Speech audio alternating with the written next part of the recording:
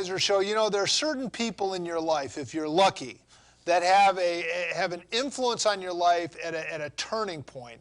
I was a naive young freshman at University of Oregon. Yes, that school, the Mighty Ducks, out in Eugene, Oregon. You see, I grew up in Chicago and I was a difficult child. So my parents wanted to send me as far away as they possibly could. They couldn't send me to Hawaii, but Oregon seemed about as far away. If you raised me, you'd understand why.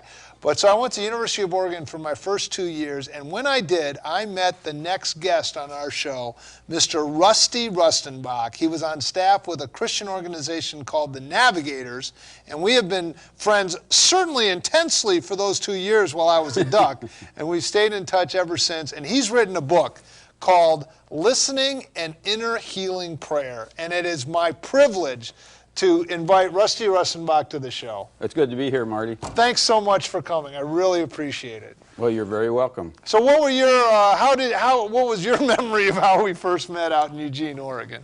I remember that you wanted to have an investigative study in your dorm, the Smith Hall. Yeah. And so we made a deal. And when I met you, I thought, oh, he's probably not going to be able to have anyone come to this study. And I think the deal was that I would lead the study. So you set up a night, and I came over, and I think there were about 15 guys there. Yeah, it was. Very unusual. Yeah. And so we had this study week after week, I think for about 10 weeks. Uh-huh. And almost all of those young men came to faith in Christ. And they were called the Smith Brothers. Yeah, that's right. It was a wild time. It was great. That was 1980 and 81, those 2 years. Yes, it was. So that was my freshman year and sophomore year in University of Oregon. You know, we've had different guests on this show, and we've had Russian Olympic grade athletes. We've had women that have suffered from domestic violence. We've had incredibly wealthy people, and they all talk about having this relationship with Jesus Christ, surrendering their life to Christ. It seems to cross demographics, age, and what is your story? When you talk to, you know, we're not in a church, so there are people just tuning in, and you say, oh, relationship with Christ. What is your story? What are we talking about, I mean, as far as what it means to become a Christian? Well, I grew up just down I-95 in the suburbs of Philadelphia, and neither of my parents were Christians, and so, you know, went to school. I think in my teen years, I was really looking for something that would make my life work, a purpose, and I didn't find anything, so I got pretty heavily involved in drinking, partying, that kind of thing. And in those years, if you didn't go away to college, you would end up in the military, drafted. Okay. And so I was going to be drafted, and I enlisted so I could choose what branch, what facet of the military I would work in. And I was also trying to avoid going to Vietnam, and within 1 year of my enlistment, I ended up in Vietnam. Wow. And what happened to me in Vietnam is I started to get involved in drugs. And I would say of my year in Vietnam, I probably was high almost every day. Wow. And when I came back, I continued using drugs and began to sell them. And I was in the U.S. Army, and so I was sent to Okinawa, which was unusual because I only had 8 months left in the service. And while I was in Okinawa, there was a guy named Robin who he also smoked pot with the group, and we used to listen to music, and didn't see Robin for a little while, and he came around to the apartment off base with a Bible under his arm and told me that Jesus Christ had changed his life. And I thought he had absolutely flipped out. Yeah. I'd never met anyone that said something like that, and I got in a big argument with him. And pointed out all of the inconsistencies in the Bible, which of course I had never read. And so, but he kept coming back, and so instead of listening to music, we would talk about God. And in these conversations, we'd really focus especially on Jesus. I noticed something odd started to happen, because I was initially in the group, you know, that was anti-Jesus in these discussions, and slowly I started to move.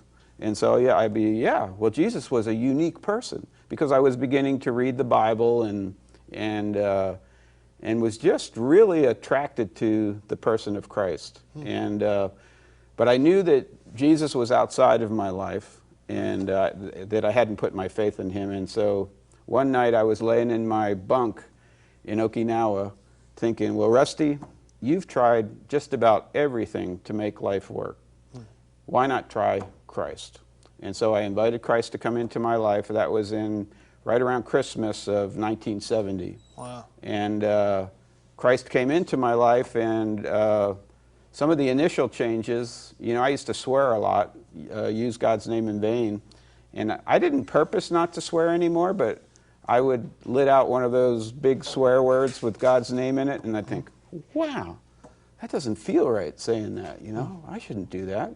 So God began to clean up my language. One of the first things, though, I should say, is my desire to take drugs was taken away. Wow. And because I wouldn't say I was physiologically addicted, but I was certainly psychologically addicted.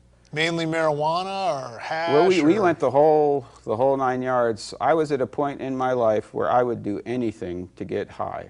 Wow. And now later I realized it's because I had a lot of baggage going on underneath the surface, which is why I ended up writing this book. Yeah, and by the way, if we get a close-up shot of the book, that'd be great too.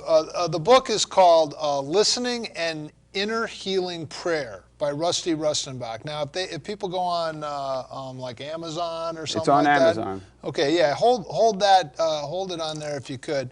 Listening and Inner Healing Prayer. It's by NAB Press, and that's your book. So once you became a Christian, in the sense, surrendered your life to Christ, yes. What you're telling me is it didn't turn into an instant Disneyland experience and everything was fine, but there were still some issues in your life. And tell me a little bit about that, because it seems like that's what ended up in that book. Well, truth is, after I put my faith in Christ, it was a pretty radical change. Mm-hmm. And my life began to have purpose and meaning. And I wanted to spend all the time I could getting to know God better through the Bible, mm-hmm. but also in serving him and helping other people come to know him. Mm-hmm. And so that's about when I ran into a group called the Navigators and got very involved with them. But eventually went to college, met a woman in college and got married. Mm-hmm. And we felt like God spoke to us, so we ended up going, well, first to the University of Oregon so we could meet Marty. Right. And then we ended up going to Spain. And about halfway through our time in Spain, sort of the bottom kind of dropped out. Mm-hmm. And in that time in my life, I had basically 3 emotional states that I was aware of. Uh-huh. One would be that I was encouraged, another would be that I was discouraged, uh-huh. and a third would be that I was angry. Uh-huh. And but if I can just have you right there, yes, because sometimes people when they hear like, oh, I became a Christian and I yes. have Jesus in my heart, and oh, happy day, every day is sunny, and Jesus is in my heart, and everything's fine, and it's almost as if they put up a little bit of a facade. And you know, what's the shortest verse in the Bible? Jesus wept. Jesus wept. So those of you need to memorize a Bible verse, Jesus wept. Now you got your first Bible verse memorized. But I don't think that accurately reflects what the Bible talks about with walking with Jesus Christ is really talking about taking up your cross and following me. So yes. when you say, I was delivered from drugs, I accepted Christ and began to read the Bible, then you started your ministry, and you're in Spain, but you're dealing with this discouragement. Yes. I mean, sometimes I think Christianity is, I don't want to say oversold, but it isn't accurately portrayed. So what did that bring about in you? Well, one of the things is when I got married and began to have, my wife's name is Janet, and when we began to have children, my wife would complain to me periodically that I wasn't a very good father. Get out. You got the same thing? Yeah. I periodically. And that I would never open up my heart with her, that I wouldn't share my emotions. But also, being fruitful in ministry became almost like a bit of an obsession for me.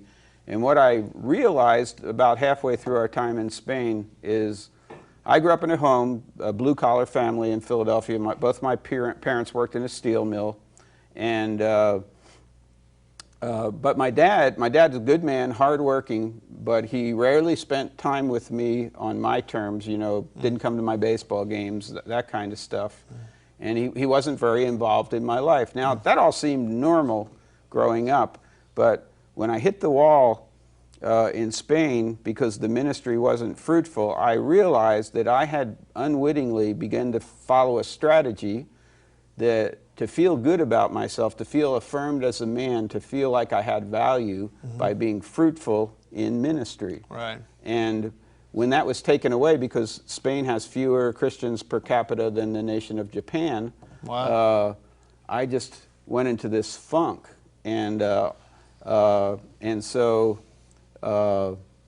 I realized I was kind of drinking from a polluted well. And that began a time in my life where I began to take an inside look, you know, and I realized that due to the fact that my dad hadn't affirmed me very much, I moved into manhood without ever really being affirmed as a man. And that's what was going on down beneath the surface. Not to try to psychoanalyze you, but it seemed like, you know, production, even if it was in a ministry context, you were sort of defining your self-worth or your value based on your fruitfulness in ministry. What I see happening now, and especially the last 2 or 3 years, you have people that, you know, had very high-paying jobs that were established in their careers, and some of that has gone away. You know, a nice house in the suburbs, all that stuff that, especially as a male, we get our self-worth based on the career we have, the position we hold, what we drew, what we're able to produce. When that gets stripped away, I think, you know, people come to the same thing that you're talking about. Exactly. A lot of, especially men, but many women as well, they find their sense of worth and identity in their job. And so when something goes wrong in their job, like for me, not being able to be fruitful, that might be similar to what's happening today, people getting laid off and not being able to find a decent job, then they're no longer able to live the same way inside that they were before. So with the benefit of hindsight, looking back at this, what do you feel God was doing in your life, the fruit of which is this book? Again, Listening and Inner Healing Prayer by Rusty Rustenbach. Well, there's a passage where when Jesus started his earthly ministry, he went to the temple in Nazareth, the synagogue, and he took the scroll. I think it was the day for the reading of the scroll was Isaiah 61. And that goes, the Spirit of the Sovereign Lord is upon me because the Lord has anointed me to bring good news to the poor. He sent me to bring healing to the brokenhearted, to set captives free, and to put prisoners in liberty. And healing to the brokenhearted. So when you see, this is like the mission statement of the Messiah. And he says, my mission, I'm all about how you're doing on the inside. Now, we tend to think it's just the opposite, that God's really concerned about how we're doing on the outside. But according to that passage, he's really concerned about how we're doing on the inside. And so, as I went through this crisis, I stumbled onto a thing called listening prayer. And listening prayer is the idea of just spending time with God and listening